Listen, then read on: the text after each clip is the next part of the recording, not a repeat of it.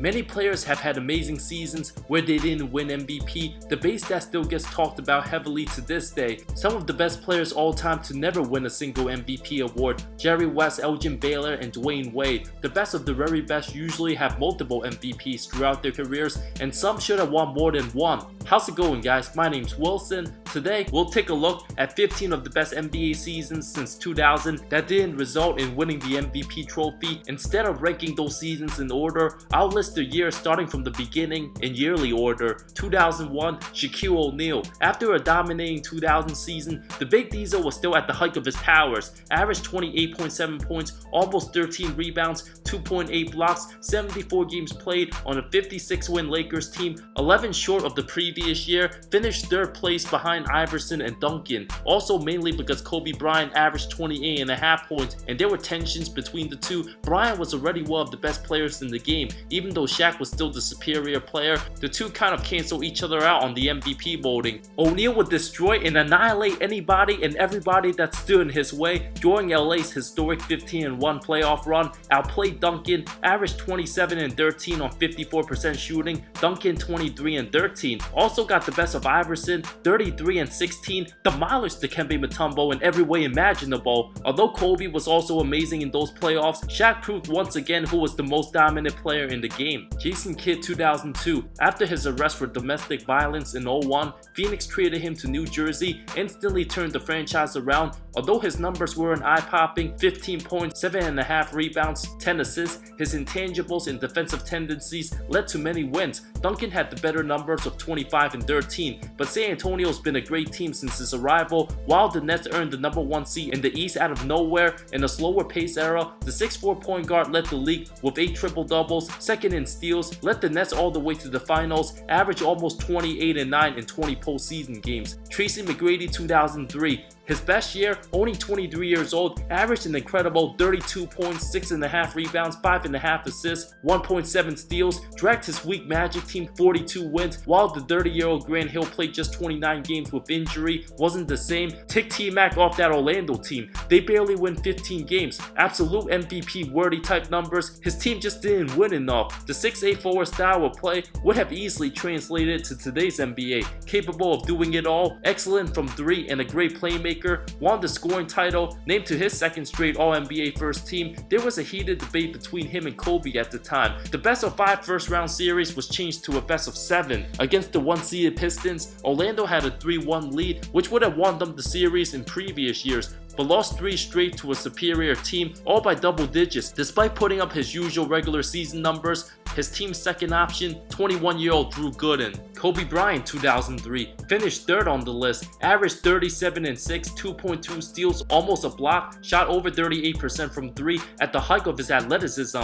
O'Neal missed 15 games after delaying surgery, which angered Kobe. Besides the two, LA's third leading scorer, Derek Fisher, averaged just 10.5 points. Kobe went off in February, a 9-game streak of scoring 40+, even broke the single-game 3-point record, hitting 12 against the Sonics. Along with his unstoppable scoring, Kobe also made defensive first team. The team had no bench whatsoever. During this time, many felt Kobe was finally better than Shaq. In the loaded West, the Lakers won just 50 games, the 5th seed in the playoffs. Bryant continued his dominance in the postseason, averaged over 32. Young athletic Kobe was simply unstoppable. Kevin Garnett 2003. The big ticket became just the third player in NBA history to lead his team in all 5 statistical categories: 23 points, 13.4 rebounds, 6 assists, 1.5 steals, 1.5 blocks, shot 50% from the field. In the best power forward conversation with Tim Duncan, their numbers were similar. KG carried his squad to 51 wins, Wally Zerbiak and Troy Hudson, the second and third options. This Minnesota team would win around 20 games without KG. The team had a 108.5 offensive rating with Garnett on the court, 93.4 without him, dragging a weak roster to the 4th seed, and having a better record than any team in the East was why the MVP race was somewhat close. LeBron James 2006, his 3rd season, the 21-year-old averaged 31.4 points, 7 rebounds, 6.6 assists on 48% shooting, won All-Star Game MVP, led his Cavs to 50 wins, an 8-game increase from 2005. A roster with Zydrunas Ilgauskas, Larry Hughes, Ronald Murray, and Drew Gooden elevated his team, having went 49 games of scoring 30 plus, had the most and won plays that season, and one of 2 players alongside Shawn Marion to have made at least 100 threes and 100 dunks. Dirk Nowitzki 2006, even better regular season numbers than his 07 MVP year. The 27-year-old averaged 26.6 points, 9 rebounds on 48, 41, 90 shooting splits for a 60-win Dallas team in the tough West, only behind San Antonio on a team with Jason Terry and Josh Howard, the only other 2 to average more than 15 points. Howard, Stackhouse, Devin Harris, and Marquise Daniels missed 20-plus games that season. Below average players Eric Dampier and Sadana Diop shared the center spot. Anybody with a Dirk 06 type season that led their team to 60 wins would be a high candidate. Kobe Bryant 2006,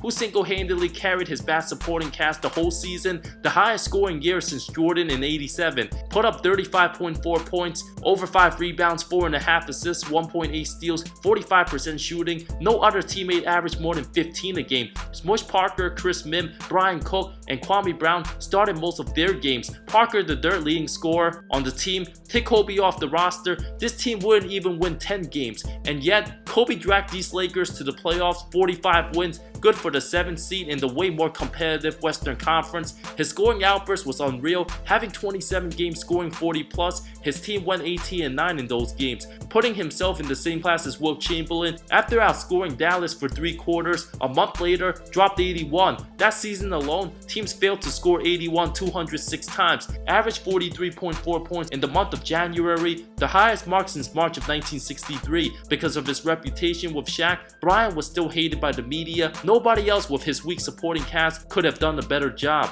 Chris Paul 2008, some still think he should have won it at 22 years old, averaged 21, 4 rebounds, 11.5 assists, 2.7 steals, 49% shooting, great advanced stats, led the league in steals and dimes, barely turned the ball over, but had a strong supporting cast, a 20-point scorer David West, a healthy Tyson Chandler, and useful Peja Stojakovic for most of the season, while Kobe only had Bynum for 35 games, Gasol for 27 games, which was why Kobe deserved the award over Paul. Kobe Bryant 2009, not his best statistical season, but his Lakers won 65 games in the tough West, averaged 27, 5 and 5, 1.5 steals, 47% shooting, played 36 minutes, with Bynum missing 32 games, still doubted by critics, and haven't won without Shaq yet. His Lakers beat LeBron's Cavs and Boston Big 3 twice. On a mission that whole season, the Mamba delivered in the playoffs, averaged over 35 and 5, captured his 4th title. Dwyane Wade 2009, his best regular season, put up monster numbers of 30.2 points, 5 rebounds, 7.5 assists, 2.2 steals, 1.3 blocks, 49% shooting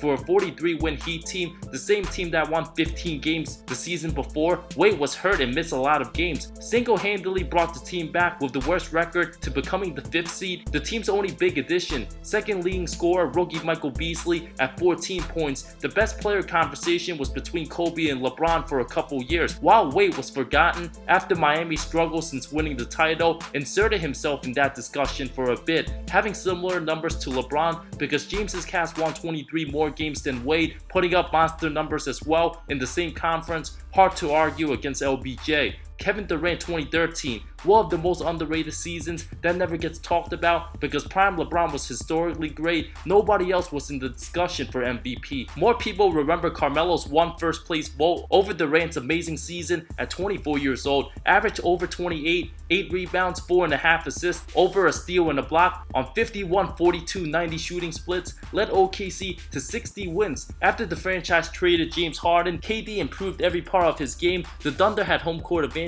in the West and might have made it to the finals if it wasn't for Westbrook's injury. In most years, 2013 Durant would have been good enough to win the award. James Harden 2017, essentially a 2-man race the whole season between him and Westbrook, one of the craziest back and forth debates every single week. The beard absolutely flourished under Mike D'Antoni's system. Everybody remembers Westbrook's triple-double season, but Harden averaged 29, 8 rebounds, a league best 11 dimes, 1.5 steals on 44% shooting, led Houston to 55 wins, 14 more than the year before. The team was also significantly better without Dwight Howard. It was Harden who led the Rockets Rockets to a top 10 offense in NBA history. Up to that point, as the leading scorer and playmaker, became the first player to score 2,000 points and assisted on 2,000 points in the season. Totally adapted and improved, unstoppable with the pick and roll. Houston went from an 8 seed to a 3. Despite his collapse against the Spurs in the playoffs, regular season Harden's truly amazing. LeBron James 2018. Harden absolutely deserved MVP that year, but James's impact was on full display. Averaged 27.5 points,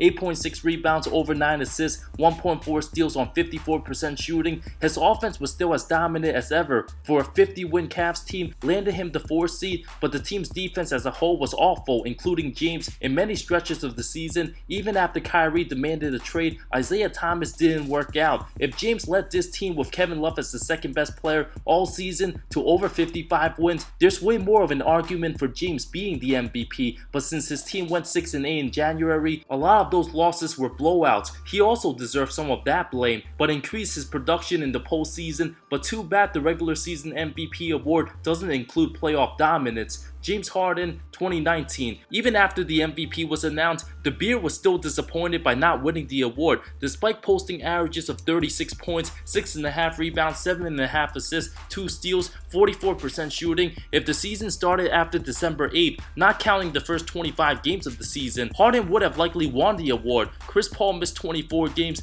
Eric Gordon 14, Capella 15. The team looked like they were doomed, in danger of missing the playoffs the first month and a half of the season, but went 42-15 the rest of the way with the Bears' dominance. While Giannis's Bucks were excellent from start to finish, Harden, the best ISO player that season, averaged 8 more points than the second leading scorer Paul George, had 32 consecutive games of dropping at least 30, had 2 60-point games, 9 times scoring over 50 alone, drained many step-back jumpers, even had 87 buckets in a row without being assisted by a teammate. Harden can continue dominating every regular season, but he will never be truly elite with the all-time greats unless he wins a title. Those were 15 of the best non-MVP seasons since 2000. Which player do you think had the best season on this list? Let me know in the comments below. Thank you so much for watching this video. Subscribe for more content. I love all of you. See you next time.